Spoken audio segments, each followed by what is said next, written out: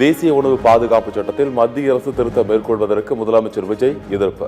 தமிழக மக்களை பாதிக்கும் வகையில் சட்ட திருத்தம் உள்ளதால் மறுபரிசீலனை செய்ய வேண்டும் என பிரதமர் மோடிக்கு கடிதம்.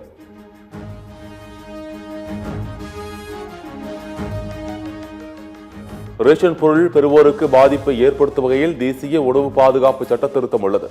குடும்பத்திற்கு தலா 35 கிலோ உணவு தானியங்கள் வழங்கப்படும் நடைமுறையை தொடர வேண்டும் என பிரதமர் மோடிக்கு முதலமைச்சர் விஜய் வலியுறுத்தல்.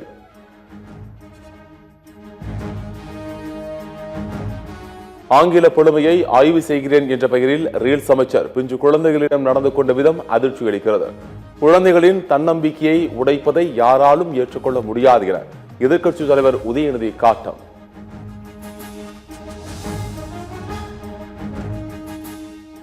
டாஸ்மாக் பார்களின் டெண்டரை மேலும் 2 மாதங்களுக்கு நீட்டித்து தமிழ்நாடு அரசு உத்தரவு. கடந்த ஜூன் 30ஆம் தேதியுடன் கால அவகாசம் நிறைவடைந்த நிலையில் நீட்டிப்பு.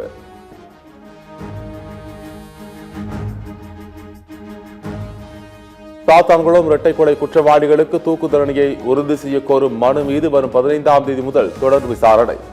முதலில் சிபிஐ தரப்பும் அடுத்ததாக குற்றவாளிகள் தரப்பும் வாதங்களை முன்வைக்க உயர்நீதிமன்ற கிளை உத்தரவு.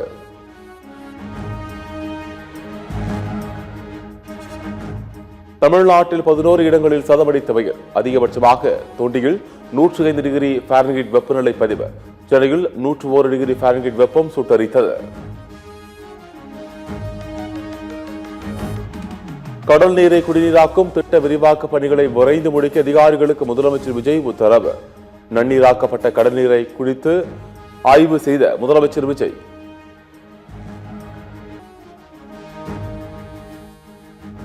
மு.க. ஸ்டாலின் பெயர் உள்ள நெம்மேலி கல்வெட்டை ஒரு வாரத்தில் சீரமைக்காவிட்டால் போராட்டம் வெடிக்கும். தாவேக அரசுக்கு முன்னாள் அமைச்சர் தாமு அன்பரசன் எச்சரிக்கை. கடல் நீரை குடிநீராக்குற திட்டத்தை நம்முடைய தலைவர் அவர்கள் ஒரு மிகப்பெரிய ஒரு கல்வெட்டு போட்டு அதையும் திறந்தாங்க. அந்த கம்பீரமாக அமைக்கப்பட்டிருந்த அந்த கல்வெட்டு நீக்கிட்டாங்க. அந்த கல்வெட்டை சீரமைச்சு தரேன்னு சொல்லியிருக்கிறாங்க. அது ஒரு வாரத்துக்குள்ள சீரமைத்து தரவில்லை என்று சொன்னால் மிகப்பெரிய போராட்டத்தை நடத்தி காட்டுவோம் என்பதை நான் தெரிவித்துக் கொள்கிறேன்.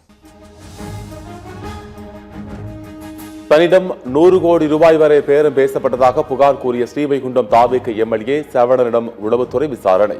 ஆடியோ மற்றும் செல்போன் எண்களை வாங்கி சென்ற காவல்துறை அதிகாரி.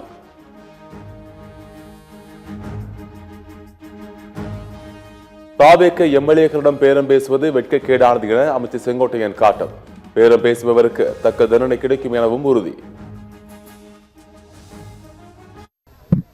எங்களுடைய சட்டமன்ற உறுப்பினர்களை விலை பேசுவது, குதிரை பேரம் நடத்துவது ஒரு வெட்கக்கேடான விஷயம். இதை செய்திருப்பவர்களுக்கு உரிய தண்டனை காவல்துறையின் மூலமாக கிடைக்கும். தாவேக எம்எல்ஏவிடம் பேரம் பேசியதாக தொடரப்பட்ட வழக்கில் கைதான 5 பேரின் ஜாமீன் கோரிய மனு. திருநாவுக்கரசு, தியாகராஜன், ரமேஷ், நரேஷ், கார்த்தி ஆகிய 5 பேரின் ஜாமீன் மனுவை நாளை விசாரிக்கிறது சென்னை முதன்மை அமர்வு நீதிமன்றம். வெப்ப அலையால் காட்டுத்தீ ஏற்பட்டால் அதனை தடுக்க ட்ரோன் மூலம் தண்ணீர் தெளிப்பான் தயார் நிலை. 1000 லிட்டர் தண்ணீரை தாங்கும் அளவிற்கு ட்ரோன்கள் இருப்பதாக வனத்துறை அமைச்சர் ரஞ்சித்குமார் பேட்டி.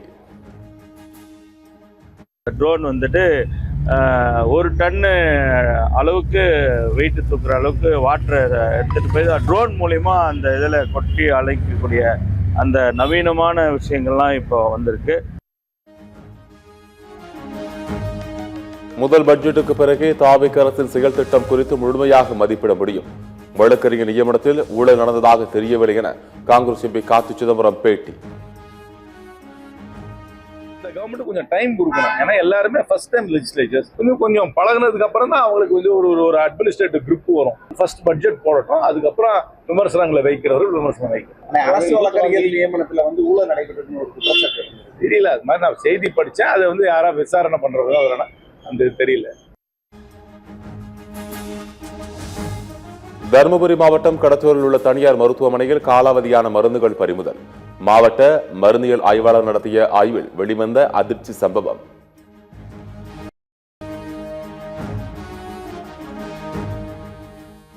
ராமநாதபுரம் மாவட்டம் ஓரிவியல் கிராமத்தில் குடிநீர் தட்டுப்பாட்டால் மக்கள் கடும் அவதி. குடிநீருக்காக தவிப்பதை வீடியோ எடுத்து வந்து மாவட்ட ஆட்சியரிடம் கிராம மக்கள் மனு.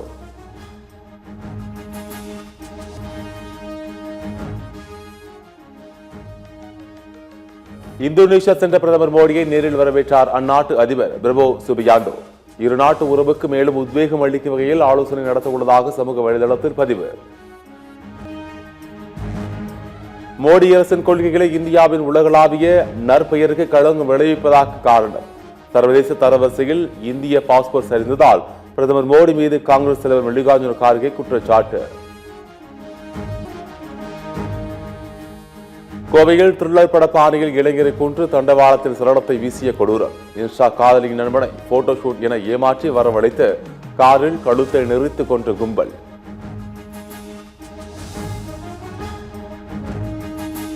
கோவையில் கொலை வழக்கு ஒன்றில் அரசு தரப்பு வழக்கறிஞர் ஆஜராகாததால் விசாரணை ஒத்திவைப்பு. அரசின் தவறால் விசாரணை ஒத்திவைக்கப்படுவதாக கூறி மாவட்ட ஆட்சியருக்கு 10,000 ரூபாய் அபராதம் விதித்த நீதிபதி. ஜம்மு காஷ்மீரின் குவார் நீர்மின் திட்ட பகுதியில் பயங்கர நிலச்சரிவில் புதைந்த வாகனங்கள். தோடா குஷ்பா தேசிய நெடுஞ்சாலையில் போக்குவரத்து துண்டிப்பு. நல்வாய்ப்பாக உயிர் சேதம் தவிர்ப்பு.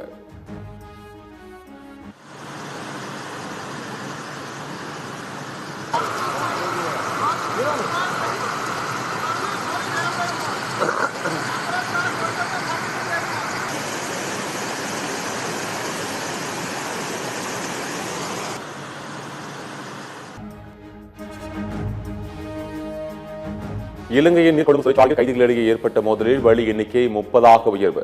காயமடைந்த 100க்கும் மேற்பட்டோருக்கு மருத்துவமனையில் சிகிச்சை.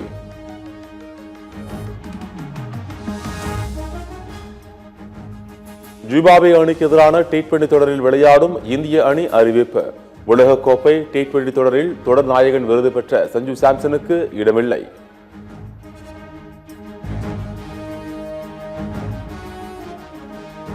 FIFA உலகக்கோப்பை தொடரிலிருந்து வெளியேறியது மெக்சிகோ. நாக் அவுட் சுற்றில் மெக்சிகோவை வீழ்த்தி காலிறுதிக்கு தகுதி பெற்றது இங்கிலாந்து அணி.